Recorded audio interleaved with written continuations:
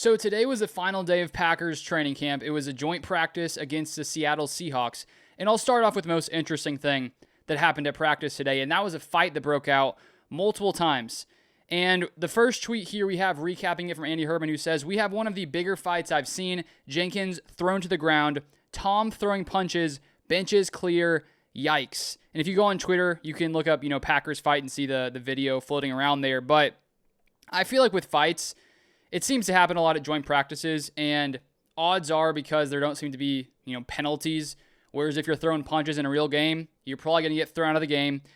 You may end up getting suspended. Whereas in these joint practices, it feels like there's no penalty for these things happening, which is why they break out more frequently. And then here's another recap here from Ryan Wood, who says, "Packers offense and Seahawks defense get into a fight during goal line drill. Zach Tom throwing punches at Seattle linebacker Ernest Jones the fourth, among other dust-ups, both sidelines clear." And here as well from Marquez Eversole, who says, "Major fight. Zach Tom and Ernest Jones at the center of it. Multiple punches thrown. Both sidelines cleared. Bunch of dudes wind up on the ground. Biggest one I've seen at joint practice here the last several years." And he then says, "You could legit hear I think he meant to say fist-to-face mask, several of them, which still doesn't make sense." So I did see the clip, and Zach Tom swings on a guy, and I'll read the tweet here from after practice. Zach Tom explains what led to him throwing the punch. It came out here from Matt Schneidman on X, who says, "Zach Tom says he threw haymakers at the Seahawks because they were in the Packers huddle, and one of them swung at a teammate first. Quote, I just reacted," end of quote. So according to Zach Tom, one of the Seahawks players, I guess, was trying to get into their huddle, swung at one of the Packers players. I heard him say that he didn't, know exactly who it was, and that's what led to him charging after his guy. Saw Tucker Kraft run in, shove a guy down.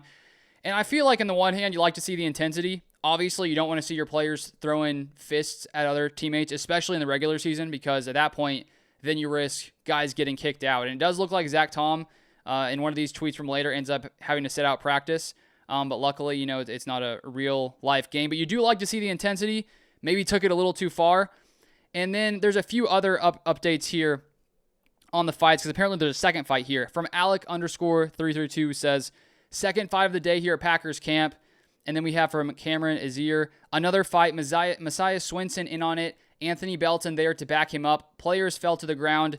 This is getting ugly." So that's the same second fight. Here's as well in the second fight, Marquez Eversole, who says, "Another fight, Anthony Belton was looking for it. Wasn't involved initially, but legit looked like a boxer, squared up and threw fists. Threw dude to the ground. Looked like Seahawks defensive tackle Anthony Campbell." And then there's actually one more fight that broke out. I don't know if it was a full-on fight, but it was after practice. Here it is from Matt Schneidman, who said right after practice, "Another skirmish well after practice.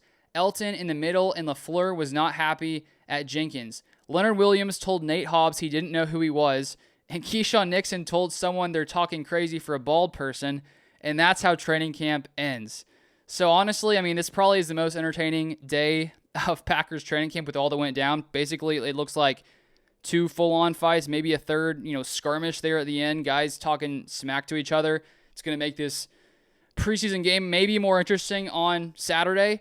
But once again, I like to see the intensity from the Packers players. But obviously, once the season starts, you want to see them have at least enough self-control to not get in trouble and get thrown out of games. And now to some of the other things that happened at practice. First off, the updates on injuries. There's only one new injury. Linebacker Jared Bartlett added here. And then from Wes Hodquist, who says, "Jordan Love doing his usual warm-up while Xavier McKinney calf performed individuals with safeties today." So that's good for Xavier McKinney, who's been out for a little while now, and he was back in individual drills. So I assume that he should be in line to play week 1. If it's August 21st, we're still a few weeks out from the start of the season. And then a lot of the other guys still injured: Aaron Banks, Jacob Bunk, Savion Williams, Marshawn Lloyd, Barron Sorrell, Omar Brown, Zane Anderson, Jaden Reed, Dontavian Wicks, Nate Hobbs, Christian Watson, Colin Oliver, and John Williams. So hopefully these guys get healthy in the next 2 weeks, because if not, it's a lot of serious players here, or important players for the Packers, and we'll keep an eye on all these injuries, and I'll let you know as more updates come out in the future. Now from Rob Demoski, who says, "Matthew Golden with 2 big plays in the one-on-one drill versus Seattle. beat Demarion Williams for a deep touchdown down the right sideline from Malik Willis, beat him again on an out in red zone. And it feels like throughout all these training camp practices, Matthew Golden has consistently been winning these one-on-ones. And when you have a guy who has his speed, his route running ability, going one-on-one when these guys, have no help behind them, as they may have in, regular game with the safeties, here, these guys just, really no match for Matthew Golden with his speed, his abilities.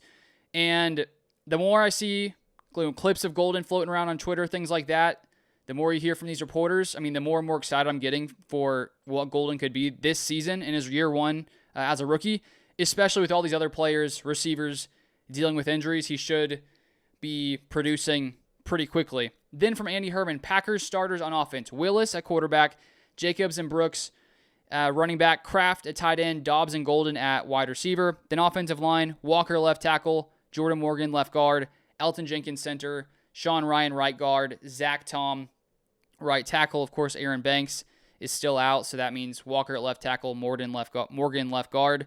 And once Banks is back, it will be interesting to see if Walker holds that spot, winning the left tackle job, as he was a left tackle last year, or will Jordan Morgan be able to push him for that spot, because he's played pretty good in the Packers preseason.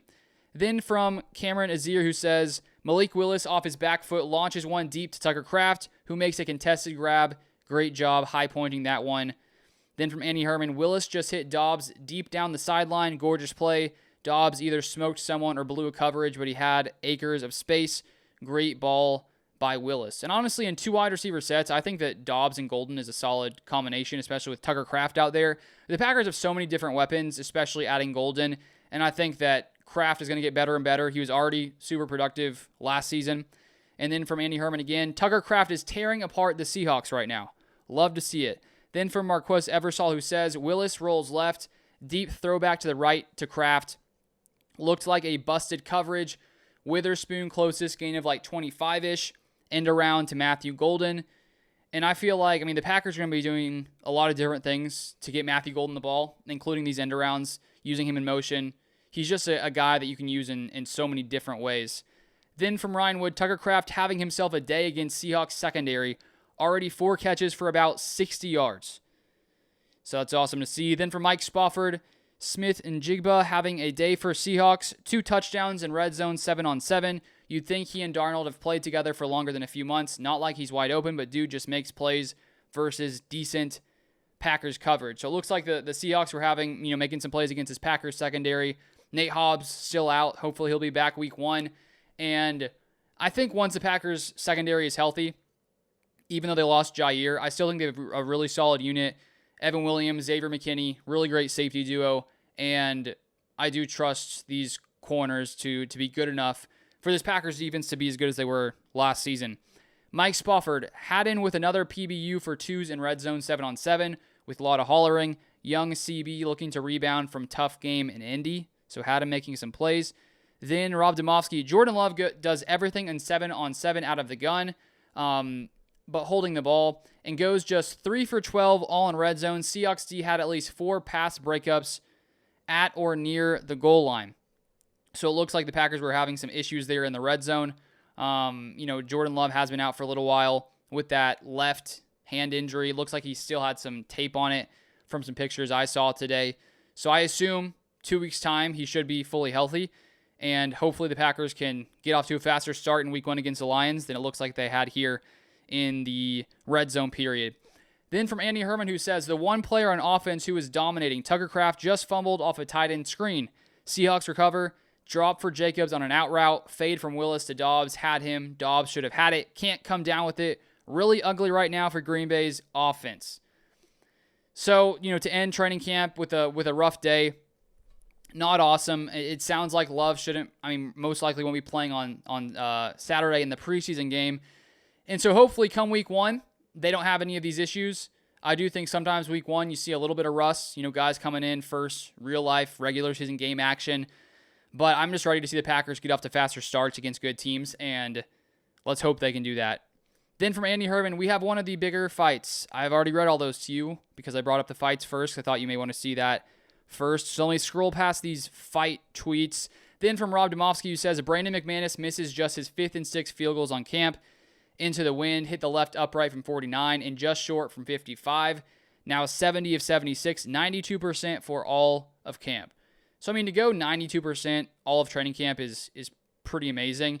And the Packers have a legit kicker in McManus, which we had for the larger part of last season as well.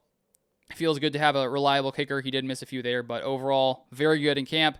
Then from Andy Herman, Malik Willis buys time, rolls right, and somehow finds Luke Musgrave on a really impressive throw. It seems Zach Tom has been benched, but for Anthony Belton, who is also throwing punches. Another big play for Tucker Kraft down the right sideline. Wow play. Willis finds Musgrave deep down the sideline. An absolute dime over good coverage into the outstretched arms of Musgrave. Beautiful play. So it looks like, LaFleur's trying to maybe discipline Zach Tom there. I assume LaFleur likely made that call. And, as a coach, if a guy starts throwing punches at the other team, clearly you got to try to keep that, in check. And then from Ryan Wood, Luke Musgrave also having a big day. Just mossed Seahawks CB Rick Woolen for about 35 yards down right sideline. Woolen just sat there on his knees in disbelief after the highlight catch. I mean, if Luke Musgrave can take a step forward and you combine that to what we've already seen from Tucker Kraft, I mean, this would be a pretty solid tight end duo. And even if Musgrave doesn't take a big jump forward, I think just from what we've seen from Kraft last year here in training camp, the Packers are set at tight end. Then from Andy Herman, Willis to Hardman for another really nice pickup.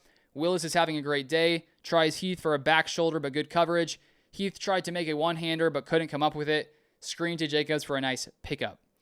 Then from Bill Huber, Evan Williams with sensational interception of Darnold to JSN in 2 minute. Highlight of day for the number one offense. And last season we saw Xavier McKinney. I mean, he had so many picks last year. And Evan Williams, as a 4th rounder, played much greater than I thought he would, being a 4th round pick. Coming in, winning that starting job. And if he can even take another step forward and you pair that with what we've already seen from Xavier McKinney, I mean, the Packers should come down with, maybe even more interceptions than last year. And then from Ryan Wood, Packers and Seahawks huddled together at end of joint practice. No punches thrown this time. And then, of course, the skirmish happens, which I told you about. And then from Rob Domofsky, who says, that's it for the joint practice with the Seahawks to end camp.